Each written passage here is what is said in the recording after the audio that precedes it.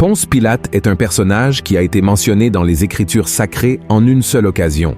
Mais même ainsi, il a joué un rôle fondamental dans les événements bibliques, ayant une responsabilité directe dans la crucifixion et la mort de Jésus. Son nom est devenu mondialement connu, et il est rappelé jusqu'à nos jours pour avoir permis aux Juifs de choisir de libérer Barabbas, un criminel redouté et dangereux de l'époque, plutôt que Jésus, qu'il savait être accusé injustement. Et malgré le rêve de sa femme concernant Jésus la nuit précédente, et son conseil à son mari de ne pas s'impliquer avec lui, Pilate finit par livrer le Christ pour être crucifié. Après le choix du peuple en faveur de Barabbas, Pilate fit le geste qui le marqua à jamais.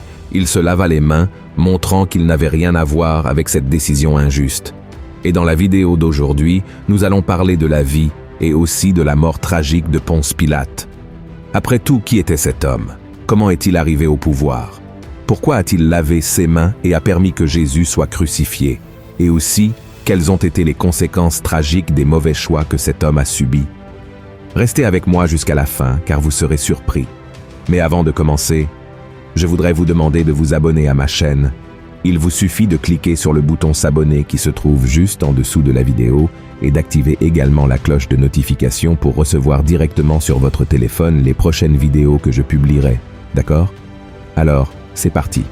Dans le contexte historique du 1er siècle après Jésus-Christ, l'Empire romain se développait et devenait de plus en plus puissant. C'est précisément à cette époque qu'émergea un personnage qui laisserait une marque dans l'histoire, Ponce Pilate.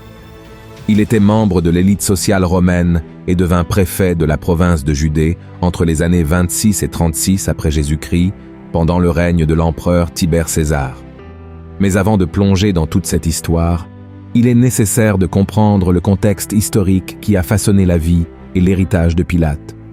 Pour mieux comprendre l'importance et la puissance de Rome à l'époque de Jésus, on peut observer l'étendue de son territoire. L'Empire romain s'étendait sur une vaste zone, commençant des îles britanniques, où se trouve aujourd'hui l'Angleterre, jusqu'à l'Égypte.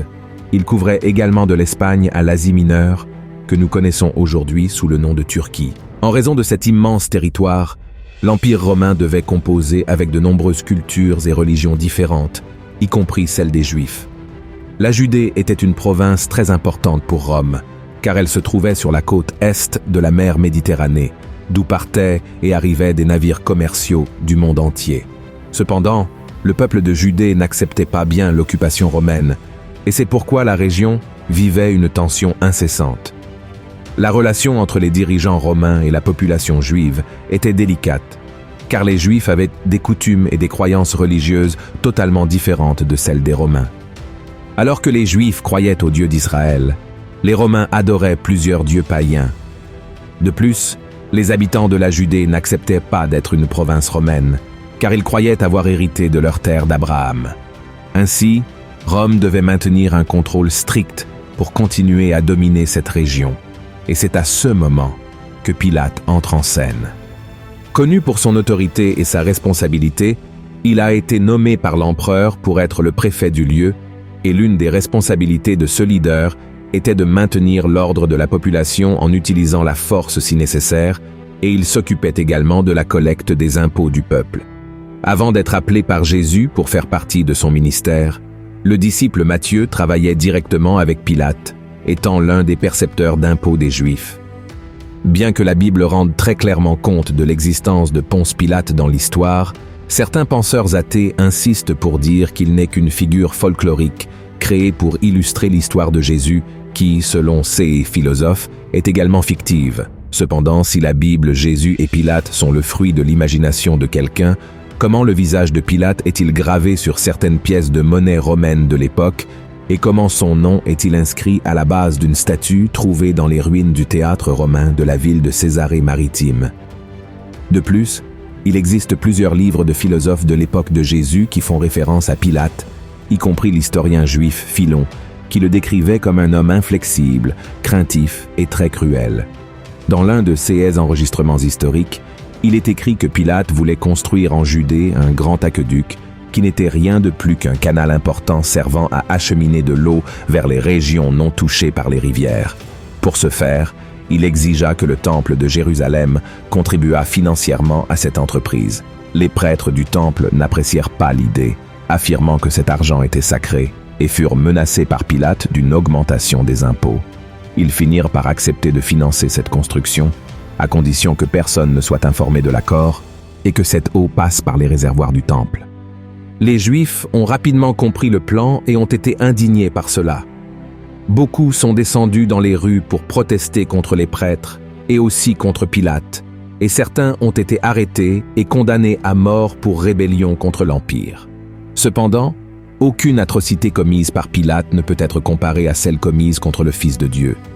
Lorsque Jésus a été arrêté par les autorités religieuses, qui l'ont accusé de blasphème et de s'autoproclamer roi des Juifs, ils l'ont conduit jusqu'à Ponce Pilate pour qu'il prenne une décision sur le destin de cet homme. Et ici, faisons une petite pause dans l'histoire pour vous montrer quelque chose de très intéressant. La participation de Pilate au destin de Jésus et, par conséquent, à la vie de tous les chrétiens a été enregistrée dans les 4 évangiles du Nouveau Testament de manière quelque peu différente selon chacun des auteurs, Matthieu, Marc, Luc et Jean. Matthieu voit Pilate comme un homme de personnalité faible et dépourvu de pouvoir de décision, ce qui est très clair dans le chapitre 27, où il interroge Jésus et, même sachant que le Seigneur était innocent, propose au peuple le choix de libérer soit lui, soit Barabbas. C'est également dans ce chapitre que nous trouvons l'histoire de la femme de Pilate qui conseille à son mari de ne pas s'impliquer avec Jésus, mais qui est finalement ignorée. Quant à l'évangile de Marc, il attire davantage l'attention sur le désir de Pilate de libérer Jésus de cette condamnation, trouvant étrange le fait qu'un Nazaréen ne cherche pas à se défendre contre ces accusations. À un moment donné, Pilate va jusqu'à interroger la foule qui réclame la crucifixion, essayant de la convaincre de changer d'avis en demandant à haute voix quel crime Jésus a commis. L'apôtre Luc décrit Pilate comme un leader qui n'a pas voulu assumer la responsabilité d'une décision aussi importante. Au chapitre 23, après n'avoir trouvé aucune culpabilité en Jésus, il tente de rejeter la responsabilité sur Hérode Antipas, un prince de Judée qui avait ordonné la décapitation du prophète Jean-Baptiste 3 ans plus tôt. Comme Hérode renvoie la responsabilité à Pilate, ce dernier la transfère au peuple juif. Dans l'évangile de Jean, nous pouvons voir une attitude plus arrogante de Pilate, questionnant Jésus lorsqu'il prétend être roi et se moquant du Messie lorsqu'il affirme être venu dans le monde pour témoigner de la vérité. Revenant à l'histoire, les leaders religieux juifs ont exercé des pressions sur Pilate pour condamner Jésus, affirmant qu'il représentait une menace pour l'ordre public et le pouvoir romain. Cependant, la véritable crainte de ces hommes était que le Christ provoque une révolte parmi les Juifs. Dans le livre de Jean, la Bible indique que Pilate interrogea Jésus, qui déclara que son royaume n'était pas de ce monde et qu'il était venu pour annoncer la vérité. En entendant cela, Ponce Pilate considéra Jésus comme innocent des accusations de rébellion contre Rome et César. Même s'il ne trouvait aucune faute en cet homme, Pilate n'eut pas le courage de maintenir sa position face aux Juifs qui réclamaient la crucifixion de Jésus. Étant donné que la situation entre les Juifs et les Romains n'était pas favorable à ce moment-là, Pilate préféra complaire à ces personnes plutôt que de s'opposer à ce qu'il croyait être juste. Comme partie d'une tradition de Pâques, il proposa de libérer un prisonnier. Pilate suggéra de libérer Jésus, mais la foule demanda la libération de Barabbas, un criminel condamné au lieu de Christ. Voyant son mari être pressé par le peuple, la femme de Pilate, Claudia, l'avertit de l'erreur qu'il était sur le point de commettre. Voici ce que dit la Bible. Pendant qu'il était assis sur le tribunal, sa femme lui fit dire « Qu'il n'y ait rien entre toi et ce juste, car aujourd'hui, j'ai beaucoup souffert en songe à cause de lui. Regardez ceci, frères, mais face à l'insistance de la population et à la crainte de déclencher une grande révolte populaire, Pilate se lava publiquement les mains, symbolisant qu'il n'avait rien à voir avec cette décision et que la responsabilité retomberait sur le peuple et les leaders religieux. Ensuite, Jésus fut crucifié au calvaire, hors de Jérusalem. La participation de Ponce Pilate à la narration biblique se terminait là, mais sa vie en tant que dirigeant de l'Empire romain en Judée continua, même après sa rencontre avec le Christ. Pilate resta le même homme maléfique qu'auparavant. Des récits historiques montrent qu'à 3 ans de la mort de Jésus, Pilate mena une action brutale, ordonnant l'arrestation et la mise à mort de certains Galiléens qui faisaient des sacrifices dans le temple. Peu de temps après, Il ordonna à ses hommes d'agir violemment contre un groupe de Samaritains réunis sur le mont Garizim, au nord d'Israël, estimant qu'ils préparaient une rébellion contre l'Empire. Les Juifs furent tellement indignés par ces deux actions de Pilate qu'un groupe de dirigeants de ce peuple demanda une audience à l'empereur Tibère César pour qu'il intervienne dans la situation. Le résultat en fut l'éloignement de Pilate en l'an 37 après Jésus-Christ.